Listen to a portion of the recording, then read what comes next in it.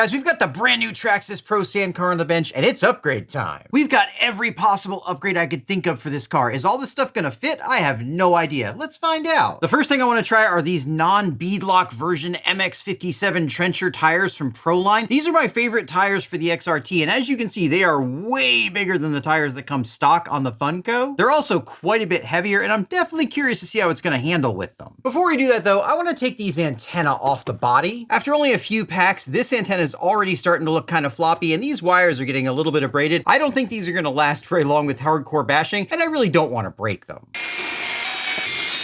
I'm not exactly sure how easy this is gonna be because these antennas came installed on this back brace, which is necessary for this plate. Okay, it looks like these may just unscrew from the plate using 2 screws on either side. That's not too bad. It is entirely possible that these antennas would last forever, even with hardcore bashing, but based on what I saw on mine so far, I don't think so. I did have several people ask about putting those whip antennas on other vehicles, and it'll definitely be possible. But unfortunately, it's probably not gonna be super straightforward. And that's because, as you can see here, they go through an accessory power supply that actually steps down the voltage to 3 volts. That means in order to use them on your car, you're also gonna need to supply 3 volts, or you'll probably end up burning up the LEDs that are inside here. One thing I'm really happy to see is that Traxxas didn't skimp on the thickness of the Lexan for the roof. As you can see, it is very, very thick. And that's good because this thing's probably gonna be taking some serious hits off-road when it lands upside down, and it needs to be strong. Now, speaking of taking hits off-road, let's get these big meats mounted up and go see what she can do.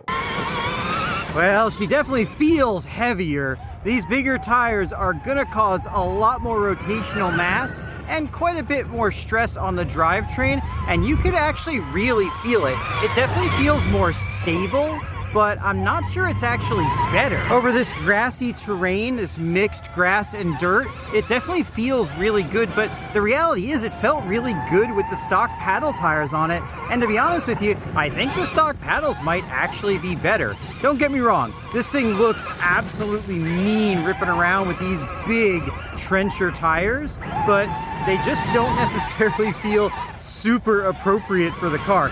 It is still very fun though. One thing I've noticed is that the stock servo works pretty well, even with these bigger front tires on it. I'm really glad that they put a better servo on it.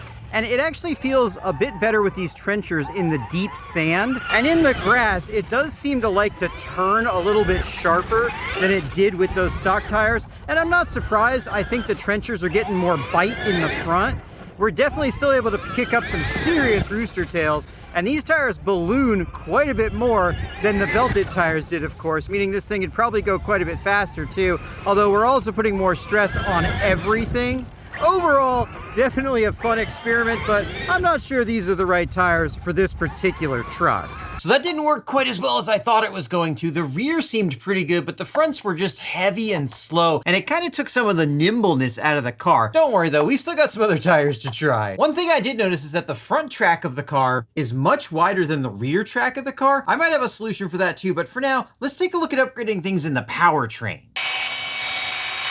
I actually don't really mind this stock VXL 8S ESC, but I think we can do better. And I've got a pretty interesting setup plan for this thing. I don't plan on running the lights, so I will be going ahead and disconnecting the light wiring. I will just set that aside with the whip antennas for future use. While I'm fairly confident this M2C ESC mounting plate's gonna fit on this very similar to an XRT chassis, and it definitely seems like it's going to, what I don't know is how much room we're gonna have under the body once we get an ESC on here. Ultimately, I think I'm gonna slap this Max 6 on here. Height-wise, it's similar to a Max 6 G2 as well as a Cobra 8, but I know some of you guys are going to want to install something larger, so let's temporarily set up this Cobra 5 and see if the body will still fit on. I suspect it's going to be pretty close. I think there's going to be a lot more room under the XRT body than this one, but it looks like it still might fit. All right, guys, here we go. Moment of truth. Does the body fit? Back clicks down and oh no, it doesn't quite fit on here. Unfortunately, the fan is hitting on the inside of the driver figure area. Looks like we need to do a little bit of trimming right here. Now, look away if you're squeamish, but I'm just gonna go ahead and cut a square out here, and hopefully that fan will fit with a little bit more room. Okay guys, sacrilegion complete, and that doesn't look too bad, but the real question is, does it fit now? Back pops on, front pops on, and as you can see, we've got the fan sticking up in the driver compartment now. I think it looks pretty good. That'll definitely be good for ESC cooling as well. You might have to do a little bit more trimming for your wires, but yeah guys, it looks like the big 1/5 scale ESCs on this M2C mount will fit with just a little bit of work. Given the limitations of traction on a two-wheel drive system, I expect something like this Max 6 or Max 6 G2 to be what most people are going to want to install. Okay, it looks like those would fit, but they're going to be right up against the plastic, so you still probably would need to cut the hole for cooling. Now that being said, as long as we don't care about actually solidly mounting it down with the screws, ESCs like the Max 6 can just be double side taped right where the stock ESC went. And given that it's actually shorter than the stock ESC, if you go this route, you probably won't have to do any trimming and the wires are going to fit. That's what we're going to do here for now. But before we do that, we need to take a look at this motor and motor mount because there might be a couple of problems here with aftermarket motor mounts. And that problem is this cover. On the X-Maxx and XRT, it didn't really do much, but on this, it actually holds this spur gear, spur shaft, and bevel gear in place with these two bearings, which means any aftermarket mount or gearing is either gonna have to work with this cover or will have to have its own custom cover to hold this down. Speaking of this cover and this gear, if you want to see some serious custom work, make sure you get subscribed because I've got a really cool project coming and I'm going to be doing something I don't think you've ever seen before. For now though, we do have a lot we can upgrade with these gears and hopefully with this motor mount. Now, unsurprisingly, we are going to be using an M2C motor mount to check for clearance, but surprisingly, we're going to use the stock motor with this custom front end bell from M2C. I'm curious to see how this motor with these giant fans are going to fit when they get raised up in the air, and if that's going to work at all with this now required cover. But before we can mess with that, we've got a bunch of gears we need to upgrade. A lot of the gearing on this car is very similar to that on the X-Maxx and XRT, including this pinion gear here, as well as this spur gear. One thing I noticed is that there's actually an extra screw in here, so maybe there is a push drive in this. No, this does just seem to be one single piece of plastic. I'm not sure what that screw is for, maybe just for strengthening that area up. To upgrade the stock sintered steel Mod 1 gear, we've got a machine steel Mod 1.5 gear. I often get asked how you calculate ratios on these different size gears, and it's fairly straightforward. Basically, you just divide the number of teeth on one gear by the number of teeth on its mating gear, and that'll give you the gear ratio. For example, if you had a spur gear with 50 teeth and a pinion gear with 25 teeth, dividing 50 by 25 would give you a 2-to-1 ratio. Then if you wanted to translate that to something like Mod 1.5, you would just take the 35 tooth spur and divide it by 2, because 2-to-1 is the same as 1/2, and that would tell you what size pinion you need to get the same gear ratio as the Mod 1 gears. If after dividing you end up with a number that falls between two whole numbers, you'll just have to pick one or the other. Even though this particular Mod 1.5 gear is quite a bit wider than the Mod 1 gear, I think it'll fit just fine, and it makes it a little bit easier to align the mating gear on the motor. What I'm not sure is going to work are these upgraded bevel gears. On the X-Maxx and XRT, this feature here doesn't really matter, as it's the bearing itself that locates the gear. On this particular piece, that actually goes into the plastic, and if I put this bearing on this particular gear, as you can see, that bearing doesn't seat all the way down. That means this gear's not going to be in the right place. Unfortunately, for now, we're going to have to go ahead and use the stock pinion gear at least. Whether or not we're going to have a similar problem with the ring gear remains to be seen. Hopefully not. I'm sure some aftermarket manufacturers will come along and adjust their designs because it shouldn't need too much adjustment to work. Though it is possible that only straight cut bevel gear designs are going to work because these bevel gears aren't actually positively retained at all. And whereas on a straight cut design, when it's running, the forces are only trying to push the gears apart, a spiral bevel is kind of like a screw. So in one direction, everything's trying to be pushed apart, but in the other direction, everything's trying to be pulled together. And because this isn't positively retained in here, it's entirely possible it will end up getting pulled out and bind up. Some spiral bevel manufacturers for the XRT and X-Maxx have put clips back here to retain the gear with the bearing, and that might work here too. We'll just have to see what they come up with in the future. This gear is designed in two pieces. You can see we have a big spline section here with a massive straight cut gear going to that idler gear. Then we have this adapter that's designed to use the same ring gear as we've seen on the Differential for the X-Maxx and XRT. As you can see, this is the exact same gear, it's just used with this little adapter for its new purpose. And that means most of these upgraded gears should fit. This one looks like it'll fit just fine. Though again, unfortunately, I don't have a mating pinion gear that's gonna work in here, so we're just gonna have to go with stock for now. The good thing is because these bevel gears are way further up in the gear train, there's less torque applied to them. Every time you have a gear multiplication, the torque increases while the speed decreases. And since these bevel gears have been put further up in the gear train, there's going to be less torque applied to them, and the main torque's going to be on these really massive straight cut gears, which I don't think are going to break anytime soon. I had a couple comments saying that the incredible amount of grease that's in here was to block out dirt, and while ostensibly that may have been the goal, it's not going to work. Unless these things are completely sealed, dirt's still going to get in there, and the dirt's going to mix with the grease and just make even more of a mess. And at least in my experience, you're better off not having the grease there in the first place, just enough to wet the teeth, and that's it. This Mod 1.5 gear does look pretty beastly, though I think it might be rubbing. Yeah, there's actually a little pip inside there that the gear is touching. It's probably just because this gear is so wide. Let me trim that and see if that fixes it. A few seconds with a hobby knife and she clears now. These kinds of things are gonna happen. We've got a different design here, and aftermarket manufacturers are gonna have to make changes to accommodate those different designs. Now, speaking of which, it's time to see if this M2C mount's gonna work. It will fit, and it's going to align with those holes, but I don't know if it's going to work with that new required cover. Of course, the other big question is whether or not the motor is going to clear the body, which is why I want to stick with this stock motor. These fans are going to stick up much further than any aftermarket motor will, and I want to see if it's going to fit.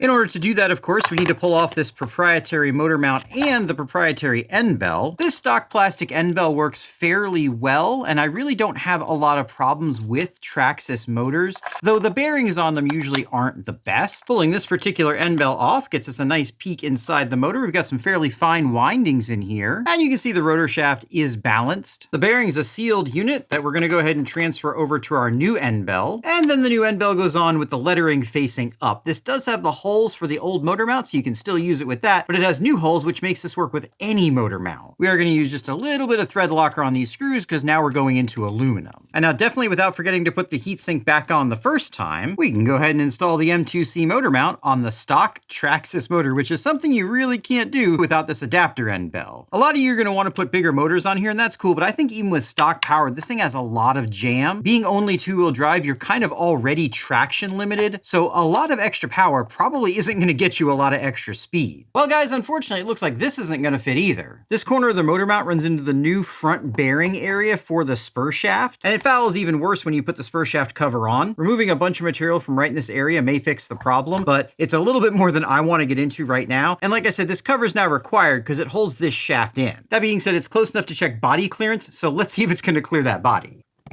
And no, I can see it's definitely pushing against the body in here. Obviously, removing these fans would help, but that was also with the motor all the way down in the mount. If you need your motor up higher, you're definitely going to have to do some clearancing. And I suspect with pretty much any aftermarket motor and or ESC solution, you're going to be clearancing the inside of that body area. For now, though, unfortunately, this mount's got to come out, and we're going to go back to the stock mount. It looks like motor gearing is also going to be a problem. Even with a standard diameter 35 tooth Mod 1.5 spur gear, with this cover on and screwed down, the whole thing's completely locked up, and I'm pretty sure this gear is jamming up on the inside of this cover. It's possible a thinner profile gear might work, but it seems like in order to use Mod 1.5 gears, there's going to have to be some modification done here as well. I suspect we're going to be seeing some aftermarket covers come out, possibly ones that don't actually cover the gears entirely, or ones that just leave some more room. So it looks like we're going back to the stock gears here as well. Don't worry though, I do have some gears I know we're going to be able to upgrade. Before we move to the back, let's go ahead and get this Max 6 installed. While we're doing this, one thing I wanted to talk about was a really hot topic in the comments of the last video, and that's whether or not this thing is just a stripped down two-wheel drive X-Maxx or XRT with a higher price tag, or if it's something else. I'm going to make the argument for it being something else. As you've seen, there are definitely some parts that are the same on this as on the X-Maxx and XRT. That being said, the vast majority of this thing is all new. Everything up here is brand new.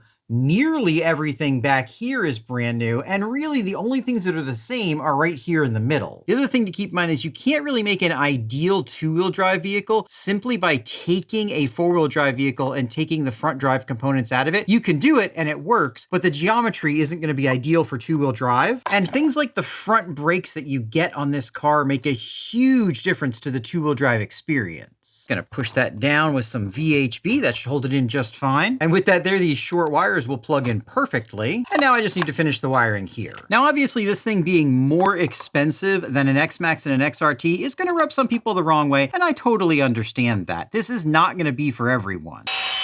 Okay guys, we've got another problem. I had to reverse the input channel for throttle on this. Unfortunately, what happens now when I turn this on, you can see that the brake comes on all the way straight from the start and appears to be operating in reverse of what it should. Let's go ahead and get the Traxxas link installed on here, fire it up on the phone, and see what's going on. By the way, PSA to Traxxas, your Traxxas link advertising sticker has been leaving residue on people's transmitters for about 15 years now. Maybe change it to an adhesive that comes off when you peel the sticker off. I'm going to show you this just on my phone because I want you to see what happens. When I'm on the throttle channel and I reverse it, you can see it's also reversing the channel for the front brakes. If I go to channel 3 that the front brakes are actually connected to and reverse it, nothing happens. So this thing's set up uniquely for this system, and it means that I can't reverse the throttle channel without also reversing that front brake channel. Now, fortunately, in this case, simply calibrating the transmitter to the ESC does fix the problem, but that might not always be the case, and because these two channels are linked, it could be a problem with certain ESCs. Another interesting idiosyncrasy is that the system puts the brakes on when you go from reverse to forward, but this ESC will immediately start going forward from reverse once it stops, and the brakes are still on. I'm not sure how they would fix that programmatically, but it's going to be interesting to see how that affects driving. The last electronics upgrade we need to check is whether or not aftermarket battery trays are going to work. Pulling this clip style out of here. Let's see if this piece is going to fit. This is from the XRT, and yeah, it looks like it's going to fit in there just fine. Let's get it mounted up and make sure though. Not to sound like a fanboy, but this M2C system is the best I've found. You just put this piece in here, drill these two end holes through, then take it back out again. And with the car flipped over, you can take the carbon fiber piece and align it with those two holes you just drilled. Then with it aligned, just drill the other 8 holes. Then you can just take your bracket with your straps of choice. You can install these straps later, but they're kind of hard to do, and put it in from the top. And then with that in, those holes should line up perfectly. Put your screws in. I'd recommend using some thread locker, though I'm not going to use it here because this is just a demonstration. And there we go. Not only does it look awesome, but it also reinforces this part of the chassis. And then from the top, you can use whatever straps you want, including lengthwise and sideways in 3 different positions. And they give you a little bit of foam to protect your battery. Overall, this is a really great upgrade for people who want to run different size batteries or just don't like the stock Traxxas retention system. And the M2C XRT one fits on here perfectly. And while we're down here, let's see if this chassis brace is going to work. It lines up in the rear just fine, but unfortunately in the front, it's way off. You can see this front module is far longer and the holes are in different places. So this is going to have to be redesigned before it'll work on the Funco. While we have this upside down, let's take a look at steering.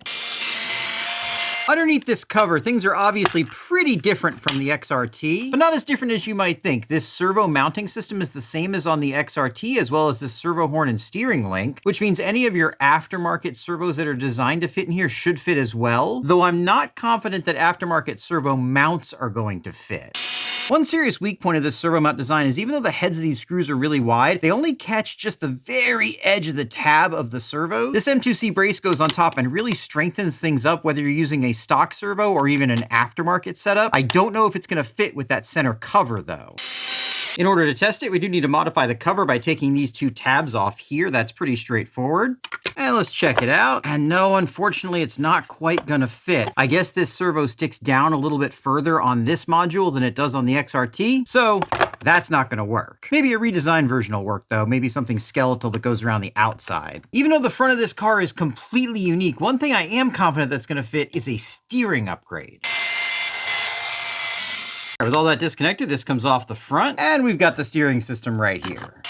All right, all the bearings transferred over fine, and I think this side's gonna work. And this side looks good too, so yeah, XRT steering, compatible. Okay guys, home stretch. Last thing we need to do is look at the suspension, and the first thing I wanna do with that is see if we can get the rear track width the same as the front. The width is off by about 1 inch, and if my calculations are correct, this M2C widening kit should make it perfect if we just use the rear part of it. Because these are basically the X-Maxx arms in the rear, I believe you could also just use the XRT wide arms. And we just need to pop these pins out. I'm not really a huge fan of these chromed arms so far, as it seems like pretty much any scratch goes right through the metal coating. I think I'd prefer these just to be black plastic. Of course, there are different color options available. Kit's pretty straightforward to install. You just take apart the old hub, remove the axle shaft, pop it in the new stub axle, put that back in the hub, put the spacer on. This is the extra width we're going to get on either side, which again, I think is going to be just about perfect. And then you have the choice of either using the M2C 1/5 scale hexes that go on here, or you can use your stock hex with this jig they give you. You just push that that in there. Then you want to just hold this face down on a table, drill halfway through with the included drill bit, flip it 180, and do the other side. With those holes drilled, we can just stick the hex on here, push through the included pin, install the retaining grub screw, and you're done. One nice thing about this upgrade is it gives you a normal 17mm hex thread. They give you nuts to go along with that. That replaces the proprietary ones that are on the Traxxas cars normally, and that means you can use pretty much any 17mm nut you want. That's a nice touch. I want to quickly see if these output cup sleeves work. It's a little dark in there, but as you can see, no, they don't. These output cups are fairly large, so I don't think these sleeves will be necessary anymore, but I guess we'll find out in the long run. Now, to install this, we're not going to use the stock pins because they tend to let the arms spread apart and spit those pins out. Instead, we're going to use this pin and nut kit from M2C. There's a bunch of different places you can get them from, but these are really high quality. Again, given that these appear to be the same arms off the X-Maxx, they should fit fine, though I do need to make a quick modification. This end of the arm has a smaller hole to stop the original pin from coming out, so we just need to drill that,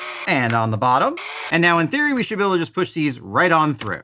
And there we go. And not only are these going to be stronger than the stock pins, but again, because they capture this area, they won't let the arms spread apart, so you won't have that problem with the pin getting spit out like you can on the stock arms. Now on the inside, this bottom one should also work fine, but just like on the XRT, I don't think the top one's going to work. And that's because, and again, it's kind of hard to see in here, there really isn't any room for the nut. If you drill a hole in this upper bulkhead, you can make it work, but out of the box, these top ones in the rear aren't going to work. In contrast, the front is totally new, so I have no idea what's going to fit up here. Looking at the pins, it appears as though the bottom pin on the inside is the same length, so that should be fine. However, the top pin on the inside is a unique length, and none of the pins that I have are actually going to work for it, so you wouldn't be able to use that one. Where it really matters, the top and bottom pins on the outside should work fine. So overall, 3 out of 4 pins will work on here, just like it would on the back. These kits also come with pins for the shocks, and even though I don't normally use them, they should work fine as well. All right, guys, home stretch before we take this thing for a blast. Last thing we need to address in the suspension are these shocks.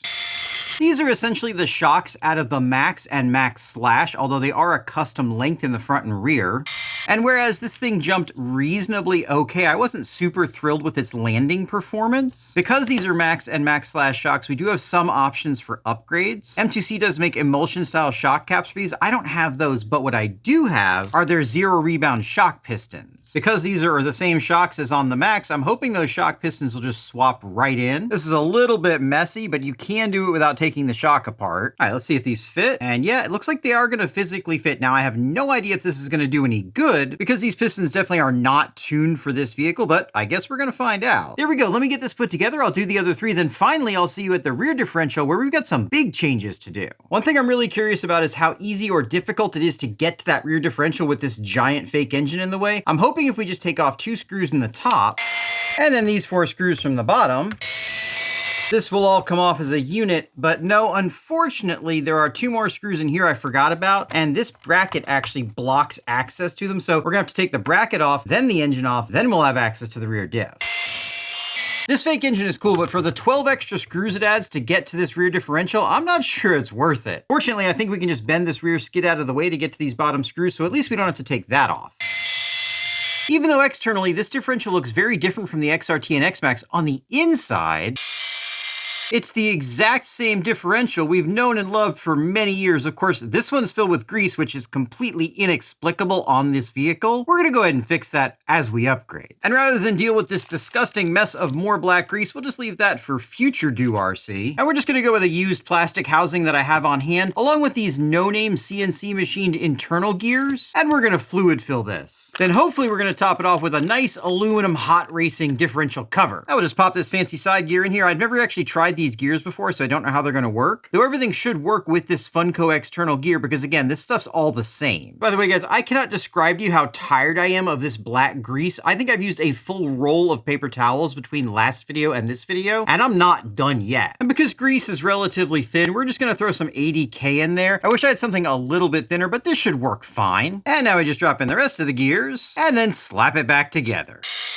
Now we'll just pop her back inside there. And let's see if this hot racing cover is gonna fit. There we go, she's a little snug, but she fits just fine. Now I'm gonna do all the rest of the boring reassembly and I'll see you outside. Now I'm running the non-belted sledgehammers on here. They're a little bit smaller and a little bit lighter than the trenchers we were running earlier, and they definitely feel better, though I'm still not fully convinced that they're as good as the tires that come on here stock. It does feel pretty good though, and overall, with this Max 6, even though this isn't a Max 6 G2, this thing still has plenty of power, and it definitely feels more responsive than it did with the stock ESC. Wow, that's a lot of punch.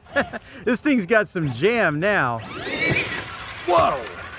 Yeah, backflips on command were definitely not what we were getting with the stock ESC. Now, I do want to see how this thing jumps, so we are going to take it off the big jump, just gently, though. Oh, yeah, it lands actually quite a bit better with those new shock pistons in there, and I'm not surprised about that. Overall, it does feel really nice with those shock pistons in there. Let's get a little higher jump. Whoa! This thing is definitely a lot more wild with these bigger tires, and especially with that Max 6 ESC. It is amazing how much more powerful even the original version 1 Max 6 ESC is than the stock Traxxas ESC. Overall, just like with on the X-Maxx and XRT, it's a worthy upgrade. And it seems like those shock pistons are a worthy upgrade too, because this thing is landing much softer than it was before and is really handling those jumps. All right, guys, I'm gonna finish burning through this pack. If you enjoyed watching this video, make sure you check out one of these videos. Make sure you hit like. Let me know what you think about these upgrades. Let me know what upgrades you would do on your Funco Traxxas. And we'll see you in the next video.